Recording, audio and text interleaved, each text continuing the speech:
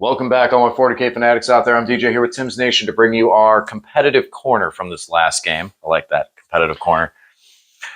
But from our last game, which was not a competitive game at all. Not a competitive game, because my list was illegal. I'm a cheater. Yes. And bringing the overpowered Poxwalkers, bringing 6 squads of Poxwalkers. And for that, you were smitten by the ever so valiant, the always positive. Shh, I know what I said. The Necron Warriors. But that's not what we're here to talk about. The Pumpkin King here has other things to address. And that is the competitive aspect of this game that we just played and the mission that we just played. Because this is one of the unique ones that we actually do see at tournaments, and it can change in a heartbeat. Yeah, I personally find that for competitive play, I prefer missions where you don't have times when you can have only one objective in no man's land, because there are so many secondaries that rely on you doing things on objectives in no man's land. I forget the name of it. There's the one where you start with only one in the middle and then you plant them going out from there. And in this case, where we end up with only one left on the table, it can create some things. Supply drop. That was the name. Supply drop. Yeah. We can create some kind of feel bad. So, for example, in turn 5, DJ pulled tempting target, in which I choose an objective in no man's land for him to take, and there was only one left. So exactly. I definitely think it presents a unique challenge, but it's one of those things you really have to prepare for, because sometimes when you go to a tournament, you'll just get one of these goofy ones. You really need to be able to play in it, because you can't just play regular Warhammer. Like, I'm going to go out and take all the objectives. Right. That didn't really work. You definitely have to go all in on that Omega objective, the one that's going to be last, because 15 points in turn 5 is huge, especially if you don't score it and your opponent does. That's a 30-point swing. And this is at the start of the battle. So this would be after we've deployed. Yeah. So you won't even know at that point. But you're going to have to make a change. You're going to need to be able to function and get over to whichever objectives are there. Because like you said, whichever one's the Omega objective, that is where the game is going to be.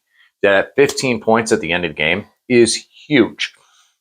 I mean, you won by 11 points in this game. Right. So 15 points is game-breaking. It makes it one way or the other. Right. And in that case, that was like that. And like you said, with a tempting target, being able to draw those later into the game.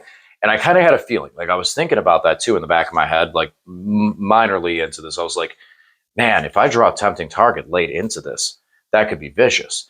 But I was also scared, because if it would have been the one all the way to the right, then it was like, oh, well, tempting target. Guess you're going to pick that one. Guess I'm not getting that. Luck of the draw, it ended up being on my side. But that can also play into other factors too. Some of the other secondaries, such as extend battle line. That can trap you in a position. I like this mission. Secure no man's land. You get 5 points if you hold 2 objectives in no man's land. What if there's only one? I think that is specifically covered into that objective marker. I think that actually, you said secure no man's land. That's a good point. And actually, I'm going to take the time and actually pull that up. But this was I like these missions that kind of change the status quo a little bit, because that really can make things sudden and adjust. Because initially, when we first started off and you first hit me, I was kind of concerned that this fun, fluffy battle was going to turn into a decimation tabling for the Death Guard into the Necrons. And I know we discussed that we thought that was going to be the case. Yeah, I mean, I started strong with good secondaries. I got 10 points in secondaries in turn 1, which is not something you can always do. Sometimes turn 1 can be tricky. And all my anti-infantry flamer weapons went really hard. The challenge was that once I dropped those death shrouds in and they had their big hit, then their 4-inch move kind of keeps them from doing much else. It's kind of easy to stay away from them. So that's one of the challenges. With particularly this mission, you need to be able to be flexible and be able to adapt your strategy and move around a lot. And Death Guard just don't have that very much. So many of their units only move 4 inches. It's just tough. On top of the fact that for the Necrons, we reanimate, so we get difficult to bog down. Here, let me take everything and bog it all down on this one objective and hold it for the duration of the game. Like, I knew mentally once that one was determined, I'm like, okay, I'm just going to put everything on this objective and try and get 2 squads of Necron Warriors on there, and I was able to. And I mean, you got the Poxwalkers in there, and those slowed me down a bit for it. But, we can't really analyze this mission off those units, since the fact that, again, 1, you're not going to see swarms of Poxwalkers. 2, neither of our lists was planned. And even if the Poxwalkers had battle line, this was not planned in a competitive realm. Right. Now, moving over into the competitive realm, first of all, no secure no man's land, you would only get the one objective that you would control. So you would actually get a reduction of points. But going into this mission with the different deployment styles we have, the majority of them kind of cater, and I always talk about this, cater to a hammer and anvil style because of the corners that you have. You're able to sweep and kind of get into those areas. Now, granted, a lot of the missions do have some way that you're out of the traditional, like the Dawn of War and the Hammer and Anvil pin you in more than probably most missions. Even the table corner, you still can get out to those edges and pick up those too. Now, and also on top of it, with the mission, the objective markers vanishing, you're able to still kind of present a good radial effect on all three of those objective markers in the middle on all of the deployments except for Hammer and Anvil and Dawn of War. Now, the nice thing with Hammer and Anvil, at least, is it's thinner. So you can still tag out and get those objectives and be able to present a front. I personally think this mission on Dawn of War is the most unforgiving because this has the longest distance between objective markers that you could possibly have. Yeah, it's very difficult to go from one to the other. Like once you hold one with one, it disappears. Especially again with Death Guard because of how slow they are. It's difficult to move over to another objective. That's the problem we kind of ran into. Is just by the end of the game, I didn't have any way to put any damage into these guys or contest that objective at all. I just couldn't move over there. On top of the fact that the center one went first. If the one that you were holding off to the side would have went first, at least then you could start pushing towards the middle to score the 8 points that way. Yeah. And then at least be in a position to go, okay, I have some aggression to make in there. But it kind of puts you at that awkward point to not be able to get into that zone. On top of the fact that with this mission, your home field objective only really matters for extend battle lines. I mean, yes, okay, stopping, like that's a big 8-point hit on secure enemy outpost. So you would want to kind of like slow it a bit, but you lose your home objective. It's not the end of the world if you can still play, if you're still scoring points and playing that game. Well, it depends because sometimes those secondaries become more valuable, especially in this mission rule where we're pulling 3 cards. Right. Most of the time, you're going to cycle through almost all of them. You're going to bring up, you're going to bring up capture enemy outpost at some point. Yeah. And it becomes a potential. So it's one of those things where, again, this game came down to 11 points.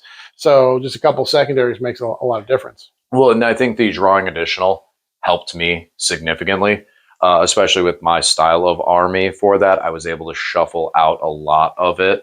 You early get-go, you were just like, hey, I like these 2 cards. I'm just going to keep them. And you were able to continuously do that. Me, I was like, what do I do? How do I do this? Yeah, actually, let me check here. I want to see. Because there was a couple of cards that I was not able to, what you have left? I have 5 left. I had 5 that I didn't even pull. Nice. Yeah, because I got pretty lucky on my pulls where I kept, or there were 2 that synchronized well with each other. So instead of pulling a third one, it's like, oh, I got behind enemy lines and capture enemy outpost. Okay, we're going for it. No need to pull another one. So you're saying I'm going this way? Yeah, we're going deep. Yeah. But all in all, like again, talking about this mission, this one, like we also have the one like the relic, I think it was, or not relic. Deploy scramblers. Ritual is one. Ritual is one where I think it's one where you start with 1 in the middle, then you plant objectives.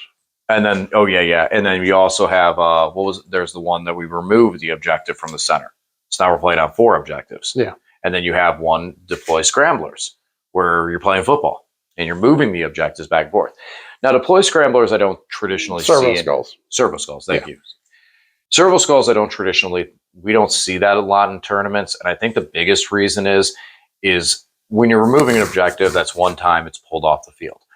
But moving those objectives, I think there's a lot of risk of damaging not only terrain, but your opponent's models. And I mean, we break our own models. It's like, I broke my model. I'll fix it at home. You break someone else's model, man, that sucks. Yeah. That feels bad. That's a feels bad moment right there too. Because no one intentionally, for the most part, no one intentionally breaks someone else's model, but the accidents happen and that's not the way you want to see it.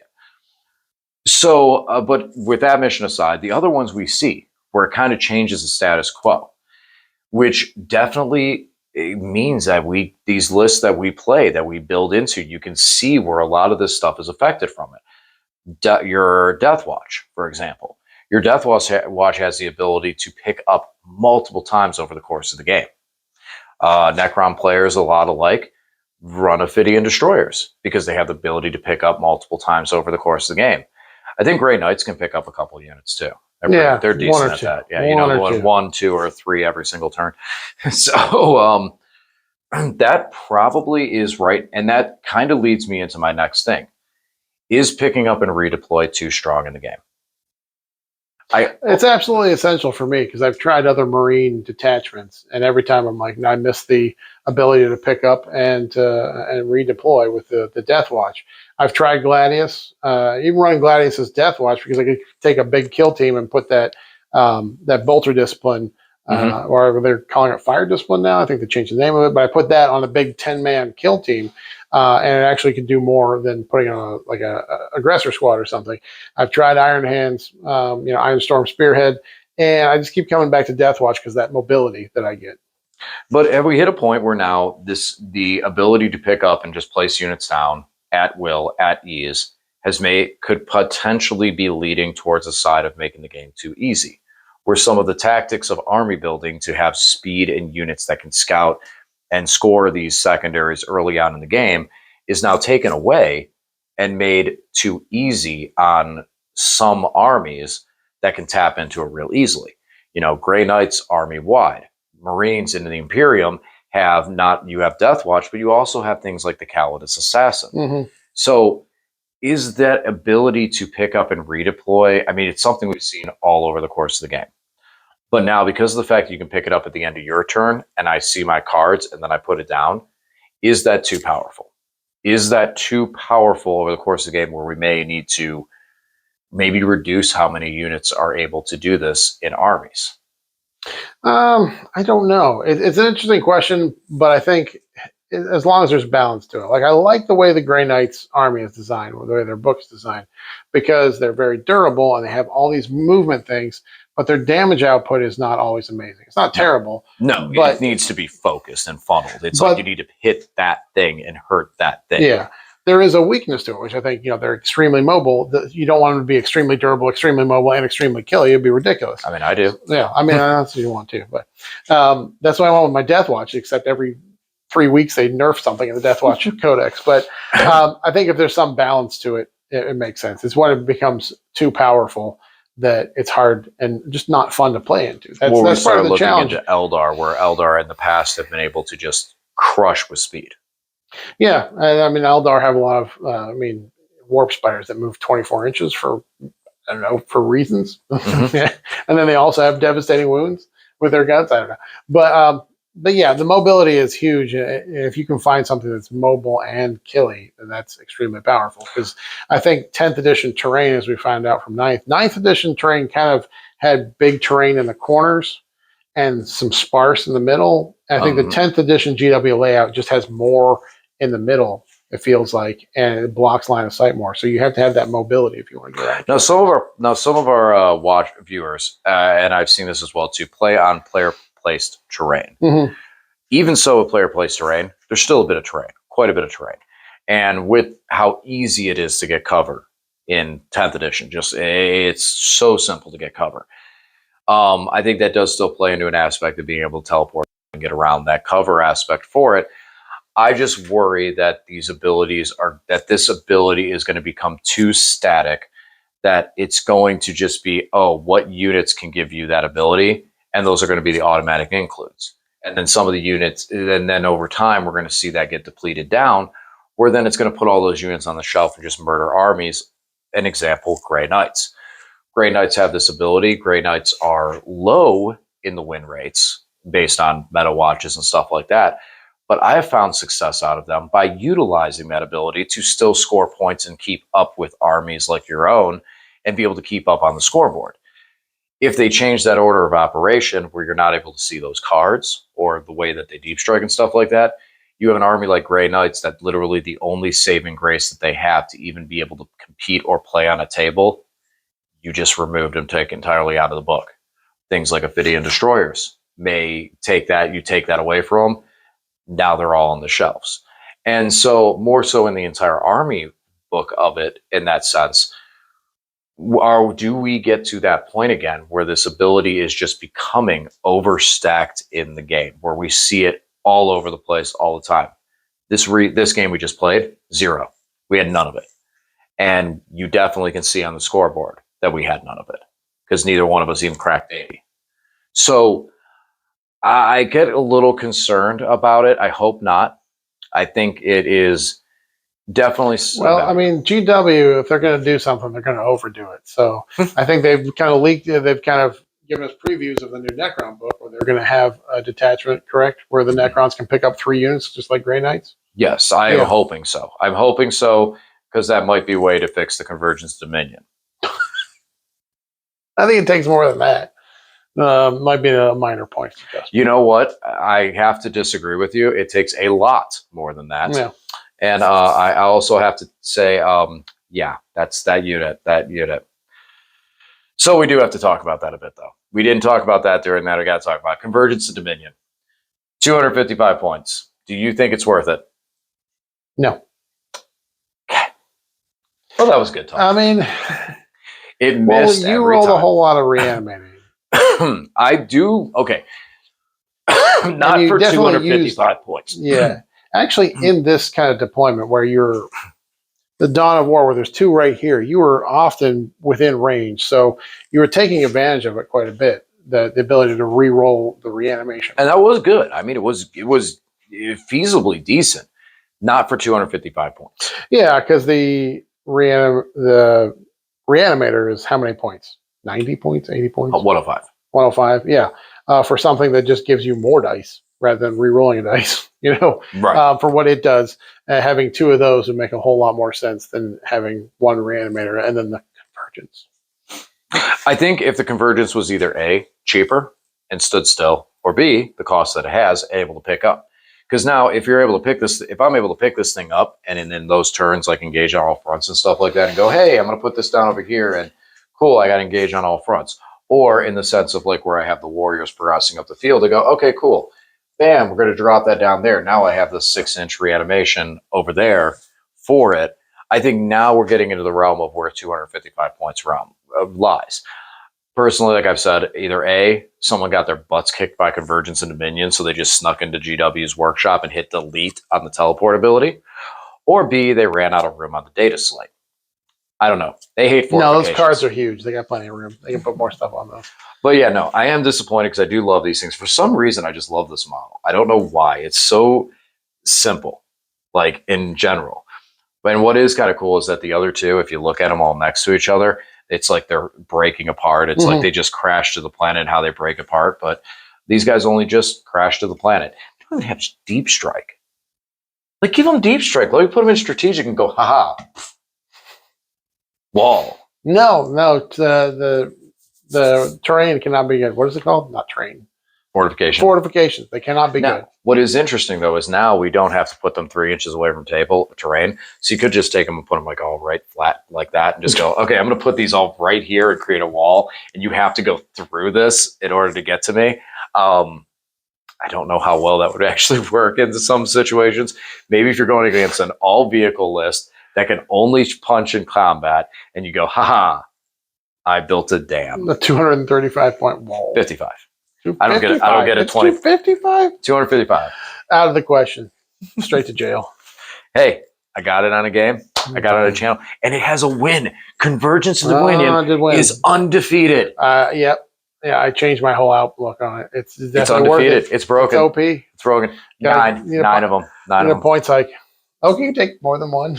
Well, it's technically you buy the Convergence as 3 of the Star Sleeve, which are those things. Uh-huh. So that was only 1 unit. So then I could buy 3 units of them. I could take 9. 765 points of just wall. Yeah, just wall. Just literally, just take all of them. Just build them all around this. Just put them all right next to each other and just go, here's my wall. Just an entire wall. You will never get capture enemy outpost. Yes. Yeah, just build it all around and go, all right, I have all these. It's OC2, so if they get one little dude on there that's in combat, he just puts his toe on it and goes, mine. That's mine. It's like back in the day when you had like the objective control ranger. It's like, all right, I have 30 Terminators, a Land Raider, all this on this objective marker. One little ranger walks up there and goes, I got objective control. Mine. One toe is all it takes. Yep. Toe in, toe in. Oh God, toe in days. So, I mean, but again, we can't really do a lot of comparison and technical analysis because of the list we played. But even in these fun games, we can look at some of these missions and some of the deployments as far as they go, and give the kind of like little yellow light, red light in our minds of like, ooh, this mission could really swing fast. And being able to get onto those objective points, and like we said, multiple armies that we build, we're able to pick something up and get them over there. Veil of Darkness, Death Watch stratagems, Grey Knights army wide. So this is definitely, missions like this really, really help solidify the fact that having units that can pick up is a necessity. Mm-hmm. And I'm just fearful that this Games Workshop is either going to, like you said, overdo it and go completely too far in that direction, where some armies that this is all they got, it's going to get nerfed and it's not going to be usable anymore. Or they're just going to start removing from armies, and then we're going to get Grey Knights of old, in a sense, where they just don't feel like they play like the army. I personally love the way Grey Knights play right now. I feel like they play like Grey Knights should, teleporting around the field. And I'm fine with other armies having some similar aspects to it. The Necrons having a translocation army, I'm okay with it as long as it comes in some sort of moderation. Chris, you're okay with it. You're a Necron player. Well, yes, but at the same time too, being that Necron player, me personally, I don't want my army to be so overpowered that everybody's playing it, because then it's not unique and fun. Mm-hmm. I want it to actually still have a good, like Harlequins were last edition. Harlequins were probably one of the longest standing, most powerful armies, like top tier armies. But the learning curve to play them and the difficulty to play them was so tremendously high, other than when you just took 9 Star Weavers and tabled your opponent in 2 turns. But aside from that, like, I want the army to still have a learning curve to it, where you have to be able to play it well to still do well. Not, bought these units, I play these units, so I win unless you have one of these 3 squads. You know, and I'm sure you feel the same way with Death Watch as well. And Votan even, where you don't want it to just be easy. Some stuff, yes. Some stuff you don't want to like look at the heck, like right now, you don't want to look at the hackathon and say, I got to invest all these command points, all these things, all this stuff just to make it work. But not too easy. And I feel like Necrons are too easy right now. I think you want your army to be strong, but also require some kind of creativity on your part to make it work, whether it's in the list building or in the playing. You want to have some satisfaction in that it's yours, not just, oh, well, these are obviously the units I must take. So, yeah, and that's kind of what I'm going with that is it's just too, I don't want it to fall into that fold. Now, I do like the idea of the translocate army, because I'm sure there's going to be some stuff that gets taken away from it, where it's going to look more like you just see with Grey Knights, where this is what you do. And with them, if they take away the translocate, if they give them that translocation, what are they taking away? You know, it might reduce. Well, I guess what's the detachment ability for? It's not the reanimation, right? That's the army rule. The reanimation is the army rule. Is it the character buffing giving you +1 to hit? I think it's my will be done. Yeah, I think it's my will be done. So you would lose that probably in the teleport army. Yeah. So because you get the detachment. Yay. Oh, wrong book. You have the detach because you have the reanimation is just the army rule. Yeah. And then we get I had it over here the whole time. Man. So many books, so many pieces of paper.